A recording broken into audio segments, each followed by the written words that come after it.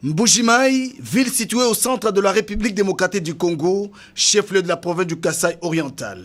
Deuxième ville du pays en termes de population. Mbuji-Mayi, autrefois capitale mondiale du diamant, meurt. Les infrastructures se trouvent dans un état de délabrement très avancé. Les routes quasi inexistantes, rendant difficile la circulation de la population.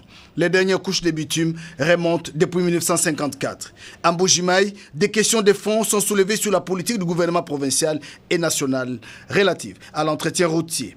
Que faire pour relever ces défis? Une question sur toutes les lèvres de la population. Le président de la République, Félix-Antoine Tshisekedi Tshilombo, y apporte une réponse claire à travers son initiative personnelle avec le projet Tshilé-Gelou. Avec l'arrivée de notre projet Tshilé-Gelou, nous avons l'espoir que ça va y aller. C'est que la société wa grec 7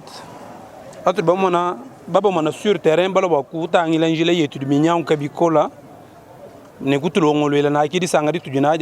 présence wa ingénieur sur terrain tout ça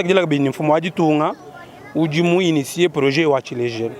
Aux côtés des mauvais états de route, il y a le phénomène des érosions qui menace la ville de Mbuji-Mayi et risque de faire disparaître la ville de Mbuji-Mayi sur la carte si rien n'est fait. Quelques heures seulement après le lancement des travaux de modernisation et réhabilitation des routes, 25 km au total pour une durée de 36 mois, le directeur général adjoint de CREC 7, Dr Stéphane Mundadi, a fait la ronde de la ville pour se faire une idée exacte de l'état de délabrement des routes périphériques. Et une visite d'inspection sur les avenues ciblées sur les projets Tshilé-Gelou, notamment l'avenue Lusambu, avenue des Écoles, Odja David, avenue Tchalamouana, Lumumba, Kasengulu, Kalamba-Nzevu. Le directeur général de CREC 7 fait un constat amer et rassure quant à la bonne exécution des travaux. Ce que nous faisons ici, à Kinshasa, on appelle ça des collecteurs. On fait des caniveaux plus grands, presque 1,70 m sur 1,60 m, parce que le mouvement de l'eau est très important ici. Et puis collecter l'eau très loin pour que ça puisse aller jusque là où on doit les évacuer.